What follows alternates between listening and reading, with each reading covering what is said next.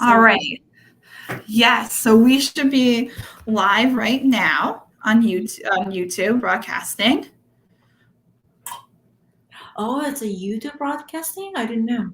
For students, it's a private one, correct? Yeah. So we are so excited today to have Violet Kim join us.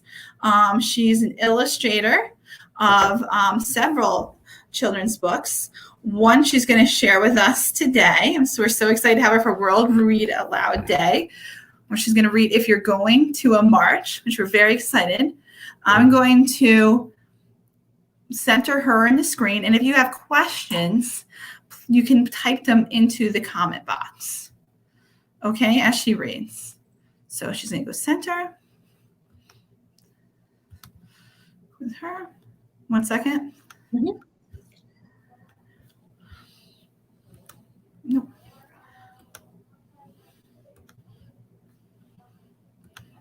It's not doing it.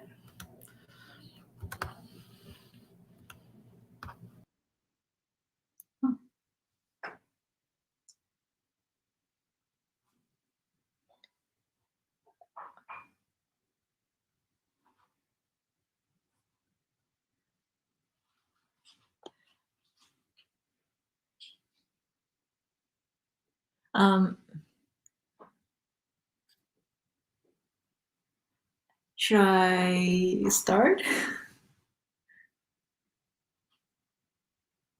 Yes, you can start now.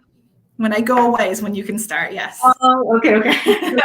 What's going on? Yeah, it's our second time using this, so. Okay. All right. Hello, everyone. I'm Violet Kim. I'm the illustrator of this book, If You're Going to a March. It's such a great pleasure to read the book for you guys. So let's begin. If You're Going to a March, written by Martha Freeman, who is an amazing person, and she is a very active. She is a great believer in American democracy. She wrote several books about right to vote and how to join March. So you guys should check out her other books as well.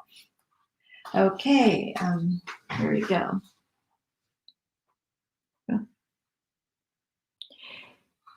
If you're going to a march, you're going to want a sign. A recycled pizza box works well.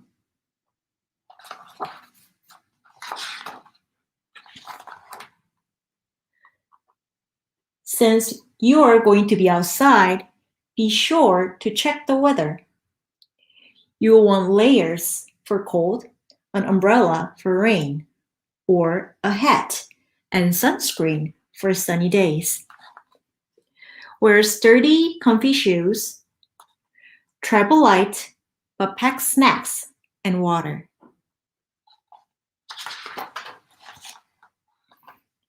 If your grown-ups choose to drive, parking may be tough. You may want to walk or bike if it's not too far. Otherwise, take the train or the bus or the subway. You probably will not go buy a hot air balloon, but don't you wish you could?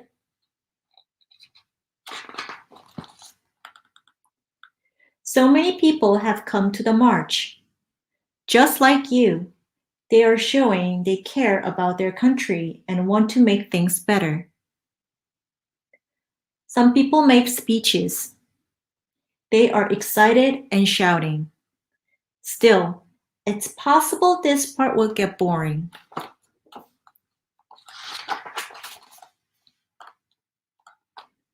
A march is serious business, but it's not healthy to be serious all the time. If there's music, feel free to cut loose and dance. The speeches are over. The music is done. It's time to pick up your sign and march.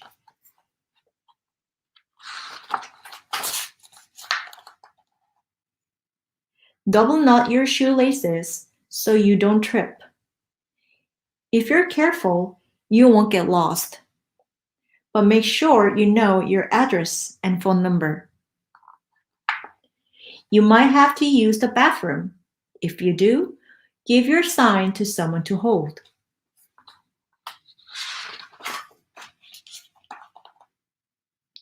If you've made a friend, ask them to wait up. There will be police officers at the march. Their job is to keep people safe. Some of them ride bikes. There will be reporters too. Their job is to tell the truth. If you want to answer their questions, speak in a loud, clear voice. There will be cameras everywhere. It's okay to smile. If your legs get tired, you can hitch a ride.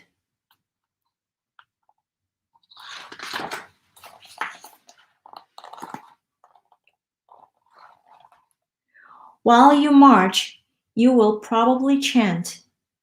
Good chants are "Show me what democracy looks like." This is what democracy looks like. And the people united will never be defeated. There are plenty more. If you see people who disagree, be polite. Sometimes democracy looks like disagreement too.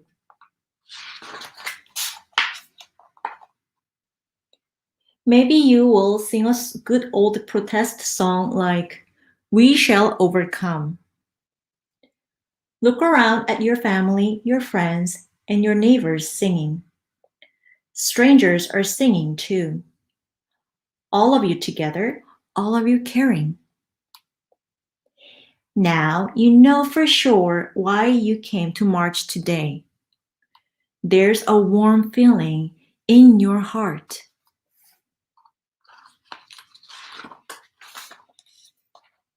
At last, it's time to go home. You'll wish for that hot air balloon.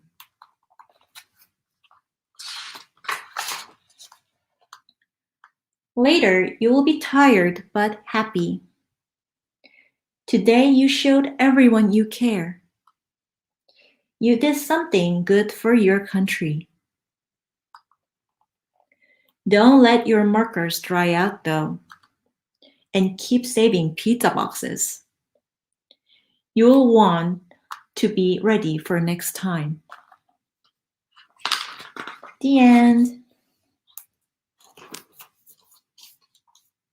So this is it. Thank you so much for sharing that with us, Ms. Kim. Can you tell us a little bit about what you did for the book and how that worked out for you?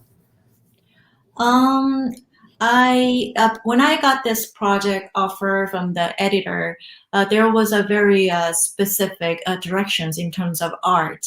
The editor of this book wanted to include as many as different types of people as possible because it's about it's about America. Like America is an immigrant country, and then therefore the country itself includes many racial backgrounds and also cultural backgrounds. So the editor wanted me to research different people's skin tone. So what I cared the most was to include different types of people, as many as possible. Like here is a Caucasian white family and the gay family with two adopted children, and the Asian family and the Hispanic family. So I try to study down like different tones of people's skin color.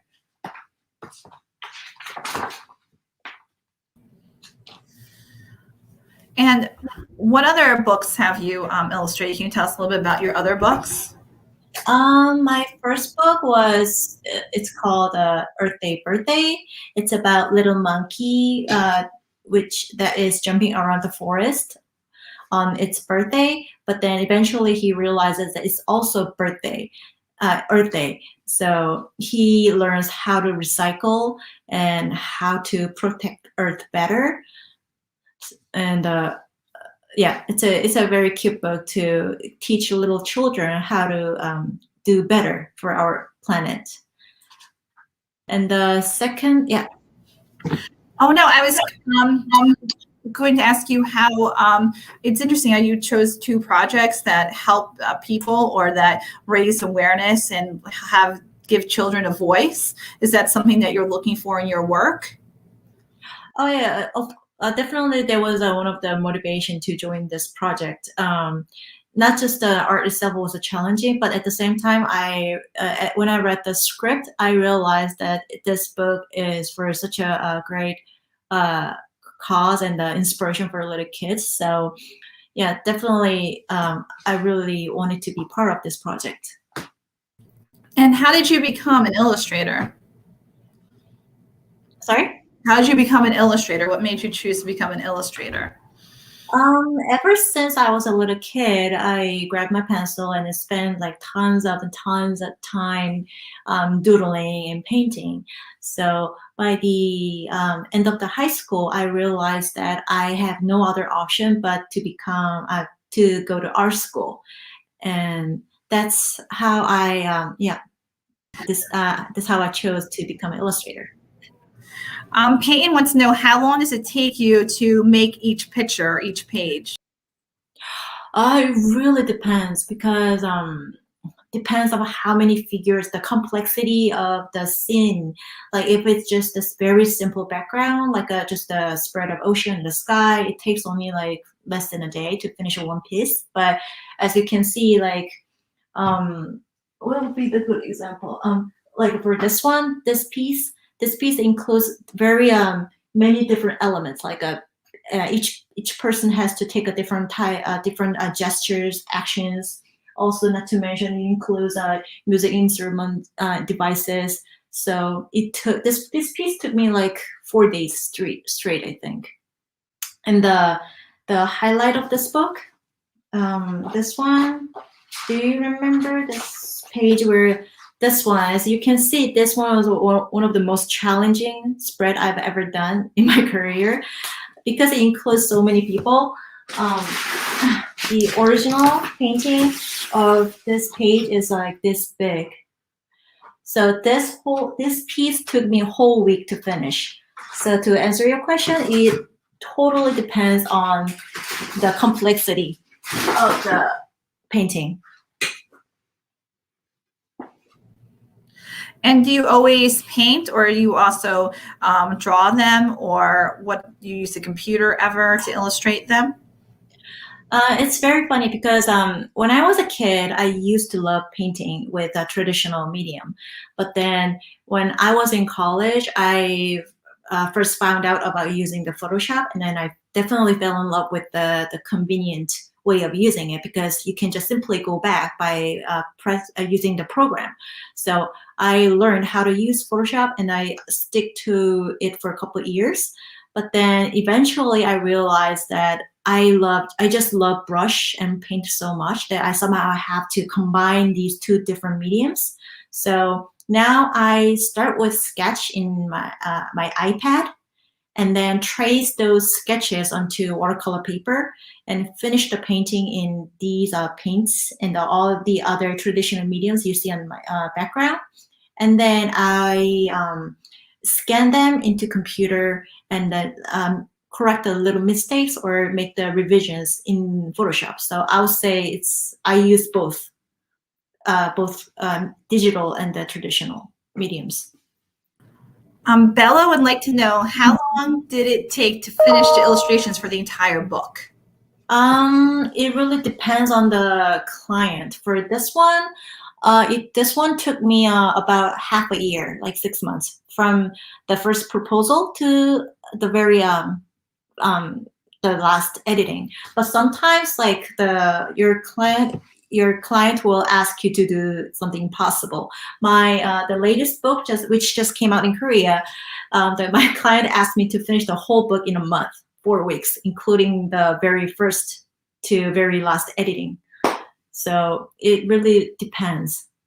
But usually the publishers in United States will give you 6 months to 6 months to a year.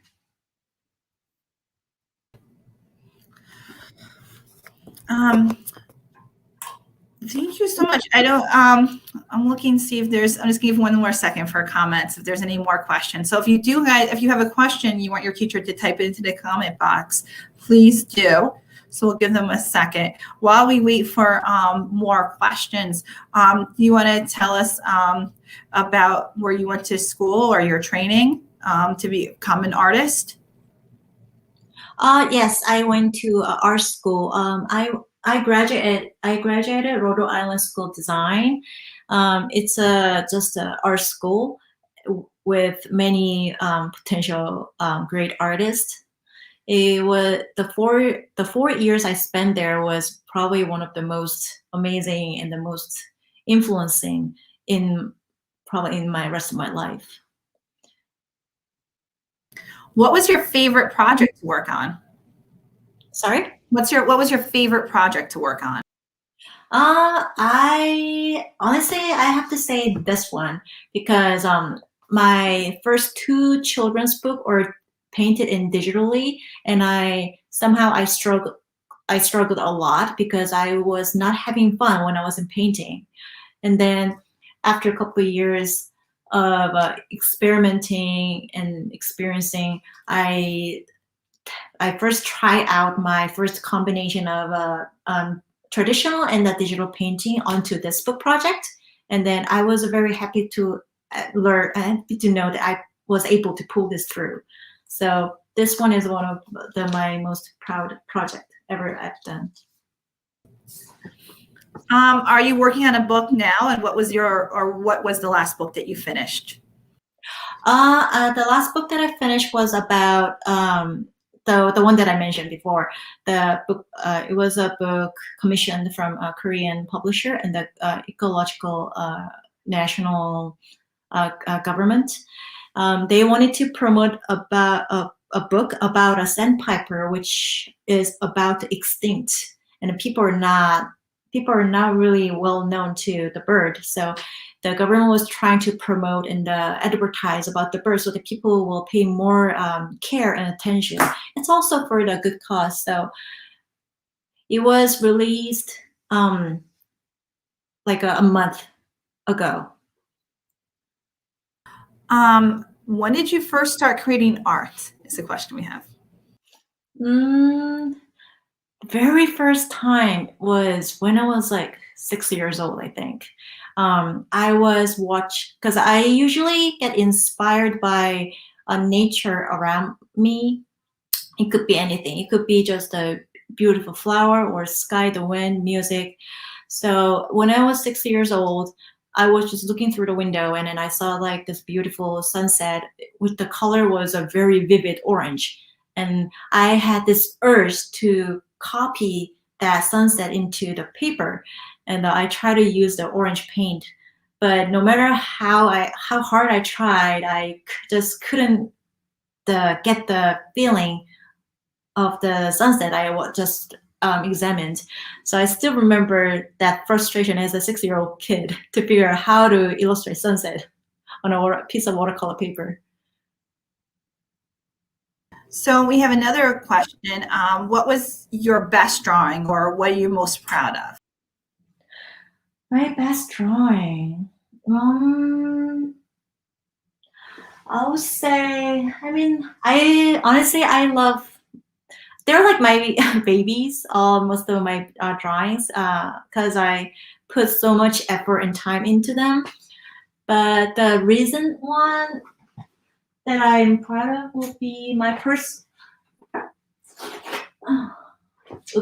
personal piece. I made this piece for just to share the warmth of Christmas with everyone, because I know due to the pandemic, everybody is stuck at home. So I just wanted to share this piece. This is just a personal piece. I made this piece to my friends and family to send a message for them. But yeah, most of the case, I love my all of my illustrations. Thank you so much, Violet, for joining us today. It was so great to have you for World Read Aloud Day. We so appreciate you and for you reading that beautiful book. And thank you so much for sharing all of your wonderful work with us. Thank you so much for having me tonight. All right, thank you. Bye. Bye.